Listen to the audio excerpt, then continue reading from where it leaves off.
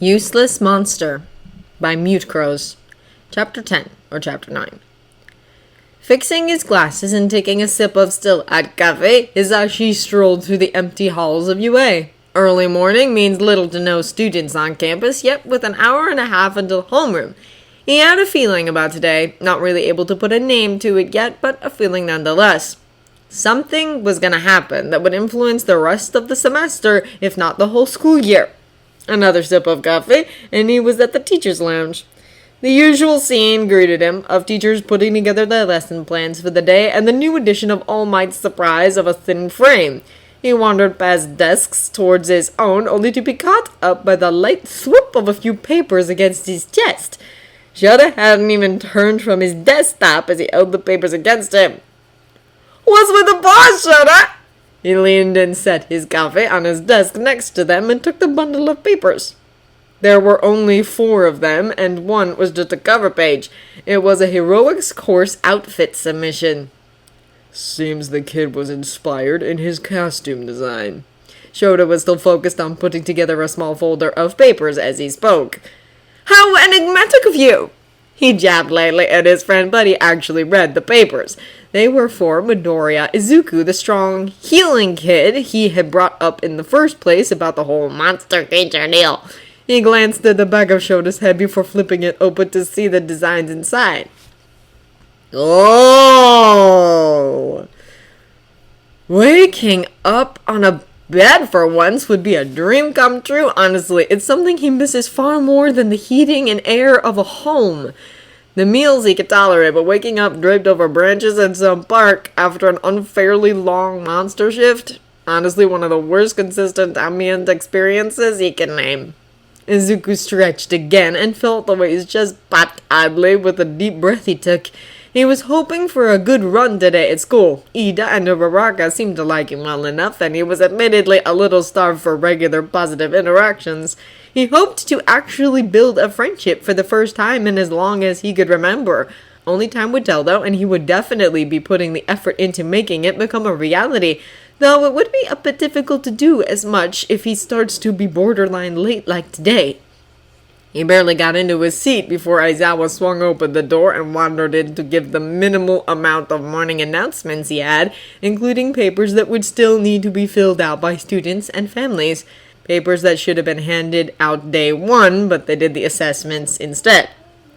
Aizawa left the room with the same lack of flair as he entered with, so when Mike came in with his voice almost quite literally a blast, it was a heck of a way to wake up in the morning.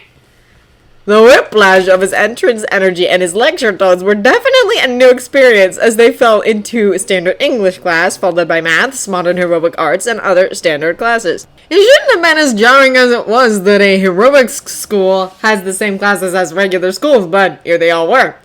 One small thing was bothering Izuku, though. It was the last class before lunch, and near bruising aches were radiating from someone in the class. He was trying to discreetly look around, but still struggling to figure out if it was the bird-headed boy or the boy with split-colored hair. The debate of taking the eggs was moderate, and with the clock ticking to lunch, he decided to just grab it. Who had the eggs was irrelevant beyond his own curiosity. The tingling blooms of borderline bruising was strange. He wasn't used to people having near bruises. It was oddly worrying. The bell rang for lunch, and the class collectively started packing away notebooks, and a few people talked among themselves. Izuku glanced at the sorry amount of cash in the bottom of his bag and empty bento he had it returned to Yagi for their somehow usual trade-off. He hadn't told him about the need to shift either, since he had no time after he got off the clock. Looked like no lunch today. Again. He tucked his cash under the notebooks and hidden clothing stashed in his bag to use for dinner instead. "Midoriya! Are you not coming?" Ida called from near the door with Uraraka next to him. I was gonna go over my notes here instead of the lunchroom. The noise is distracting." He hoped it was an excuse that Ida would take. He wasn't exactly excited about showing off his lack of money. "Getting proper nutrition in a course as athletically inclined as ours is vital to our growth. Also, it's a calling to get to see all the people in the school." Uraraka pitched in her thoughts with a smile. "I'll catch the cafeteria at another time. I have a bento, don't worry." A small smile tacked on seemed to be enough for the two. They left with a wave, and Izuku let himself sag a little. He may as well go for a nap if he can. There was only him and Shinso in the room at the moment, given away by the minor headache that the other had in the seat behind him. They seemed to be on the same page on the napping front, if the slow and steady breathing was anything to go by. The large door muffled the noise from the halls enough to not have him jumping slightly with every sudden loud one. He leaned onto folded arms, turned into the steady rhythm of Shinso's breaths, and hit oblivion faster than he has in nearly 2 weeks. A tap on the back of his seat had him jerking awake, blinking rapidly to clear his vision. 2 heartbeats later, the bell rang that marked the end of lunch. He looked around to see it was still just him and Shinso in the room. He glanced back at Shinso to see his eyes closed as he sagged in his seat as if still asleep. He knew the bell would have probably propelled him out of his seat faster than he would have liked, out of sheer reactionary response drilled into him from the years of trying to avoid tripping alarms. "Thanks," Izuku said it quietly because he felt the appreciation should still be shown even if the nudge was on accident. Shinso made a soft grunt in acknowledgement. As the class ambled into the room, Raraka and Ida talking to a girl with a bow tied into her hair as they entered, Izuku sat up a little straighter. He felt a little clearer after the nap, which was a gift of high caliber in his life. Everyone settled in their seats, and when the bell rang marking the start of the next class before the teacher was even there, confusion was obvious. Every teacher previously had been exactly on time, if not a little early, by the way they switched out in tandem. Izuku understood the hold-up long before the rest of the class, though. A flare of a familiar strain broke his internal base anxieties as he turned to the door, making a few others glance at it as well, just before All Might slung open the door. "I am here! Through the door like anyone else!"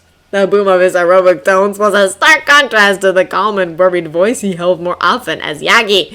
It made Izuku smile just a bit as the class visibly perked up and whispered awful comments. He focused his attention on All Might as he marched through the room in a clear show of his existence alone. He stood behind the podium in a way that spoke of many years of theatrics, gestures, and all.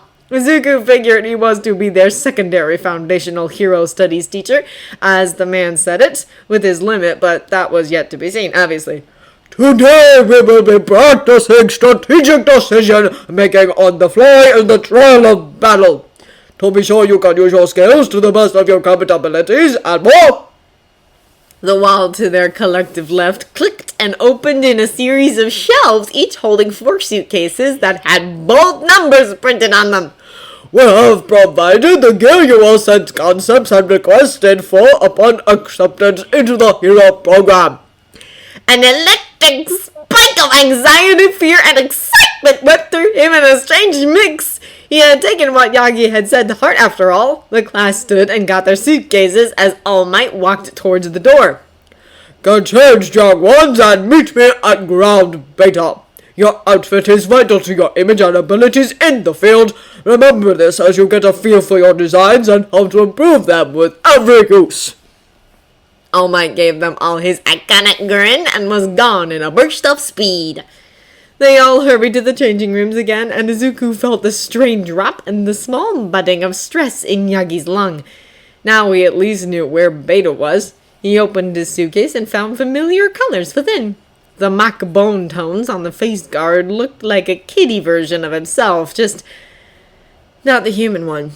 He sets it to the side as he puts on the jumpsuit as fast as he can, securing the belt after zipping up the body of it. When the boots were on, he put on the mask and rolled his head some to feel the weight of it on the lower half of his face. Don't you think the skull look could spook kids?" Another boy wearing a mask, Izuku thinks his name is Shoji, asked as he looked over. "Ectoplasm has more of a skull look than this does, and he does fine as a hero." The fact that he didn't stutter at the spike of nerves that pointing out the mask gave him was astounding. It was just a question about a design, but the design didn't come from nowhere. Shoji didn't respond at all as he took in what Izuku said. "Must be why he has a mask over his muzzle," Izuku reasoned, watching the first of the boys in their locker room head out and pulled away the pain in Yagi's lung, hoping that he would get the message. The subsequent flare of strain made him smile as he slipped on his gloves. He held onto it as a grounding feeling in the midst of his nerves. When everything was definitely in place from his costume, he headed towards where Yagi would be waiting as his larger-than-life heroic image. Standing in the street just inside the gates to ground Beta, All Might went over his notes in his head. It was his first class, and he was stomping down nerves flawlessly in the shape of his public persona. A mask is both a comfort and a plague when it comes to the social settings a hero deals with, but it's the life he chose, and he doesn't regret it. Izuku's little warning he gave was a lifesaver, as he honestly had gotten lost in his thoughts waiting for the class. The first of the class arriving a minute or so after the warning. His personal student ended up near the back of the crowd, but he didn't fail to notice the blatant play on his monster form with his hero costume. A warm feeling of pride in the clear show of trying to accept his full self filled him, but he pushed it aside as he knew he had to start the class proper. Welcome to the indoor mock villain trials. Most of the public exposure to villain fights is the outdoor cleanup, but when it comes to the numbers, more often the battles end up being inside. Hold-ups, hostages, black market trades, and so on all occur in the shadows. In fact, any villain with their wits about them will stick to the outskirts of public view to hide from the eyes of the authorities. The class stood at varying degrees of attention as he gave his brief lecture. Izuku was actually on the lower end of attentiveness, eyes on the ground and brows furrowed slightly. It made him worry over things he shouldn't be as he spoke in front of a crowd, like how many of these kinds of things has the boy witnessed as a homeless child. This is how we practice that? Tsuyu tilted her head at the front of the crowd, glancing at the tall buildings around them. It is! You will not be facing the robots you did in the entrance exams, and will instead be sorted into teams of two. One will play the villains, and the other the heroes with the express goals of success. The exercise will highlight the level of awareness you must maintain of the surroundings, and the heroes have to recover the villain or weapon that the villains possess in a confidently safe way. The villains must be aware of the threat their opponent may possess to capture them at any given moment and dodge that while still subduing the hero team and protecting their charge for the entire time slot. While the name may be villain for one, both sides have critical skills to work on for the life of a hero. A number of questions about different aspects of the lesson were called out in such close times that he genuinely couldn't understand a single one of the questions. Instead, he pulled out the lesson rules he had written down and read them out, the class having gone silent at the sight of the paper. When he finished, he tucked the paper away in his belt and picked up one of the lot bins behind himself and held it up proudly. As for teams, they will be decided by chance, via lottery. Really? Sir, that seems... Ida spoke up, shocked clear even under the full-body armor, only to be interrupted by Izuku, who apparently managed to claw his way back into full attention.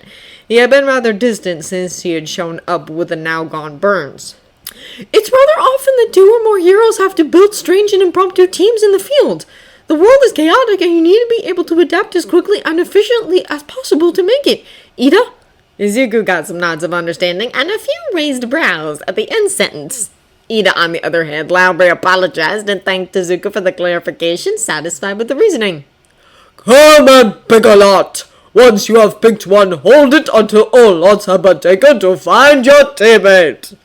All Might held the bin out in a way that everyone could reach into and was thankful that they all lined up neatly to take their assignment. The teams ended up a nice mix of quirks and personalities that he could see providing a rich variety of cooperativeness. The teams are as follows, so remember your letters. Team A, Madonia and Uraraka.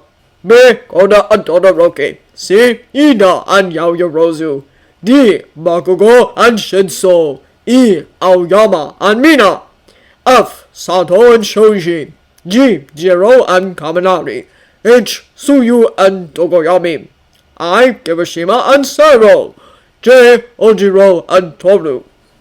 He listed them all as he collected the lots, putting one of each letter into the bins labeled Hero and Villain. The students stood with their partners, some visibly already getting along better than others. The first person to face off will be the teams. He reached into the bins at the same time, pulling them out and reading them quickly before displaying them, undyingly grateful that they were separate letters and he didn't happen to pick the same team on both sides.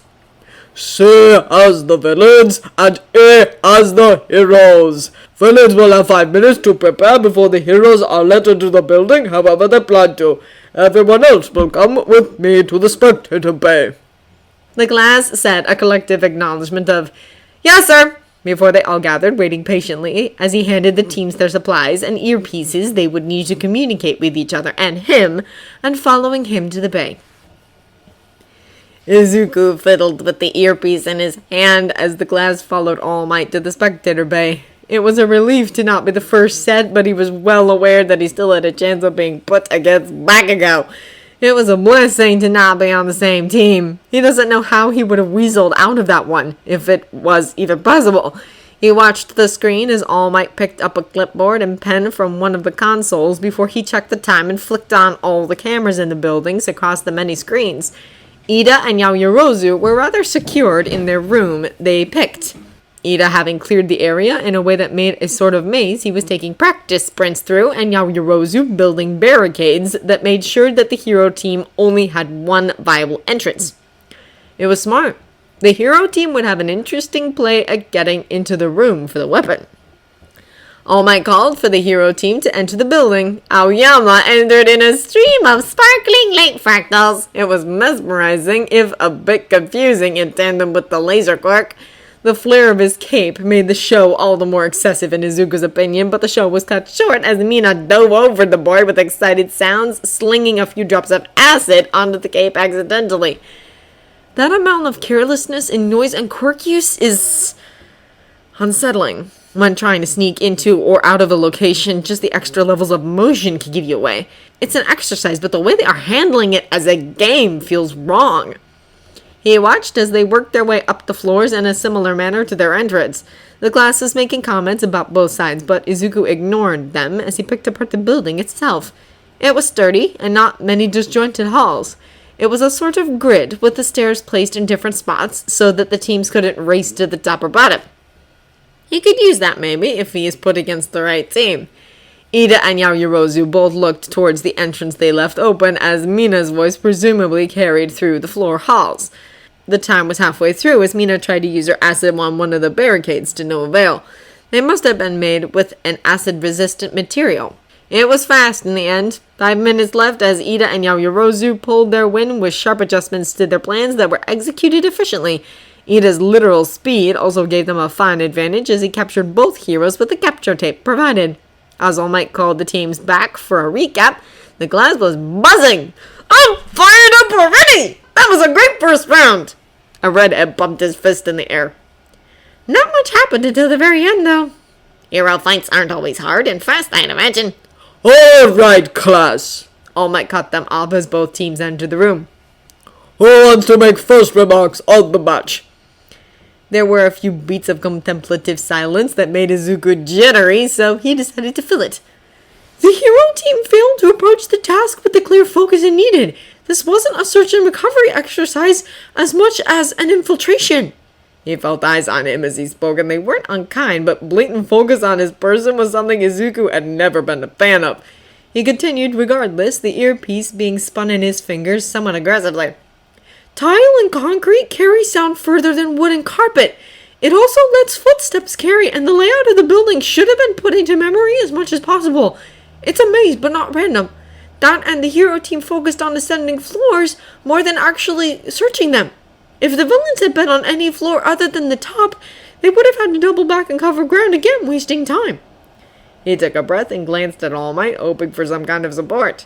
The low thumbs up made the knots growing in his chest untangle slightly. "The villain team were smart in their plays, but also laid heavily into their plans not backfiring. Yaoyorozu put much of her quirk into the barricades and such. I don't exactly know what your limits are." He gestured vaguely to her. "But if you rely too much on plans not failing, then you leave yourself vulnerable in the event of a disastrous slip-up.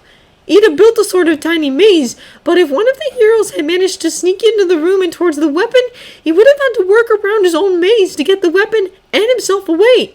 A clear room would probably have been better for the terms of his quirk."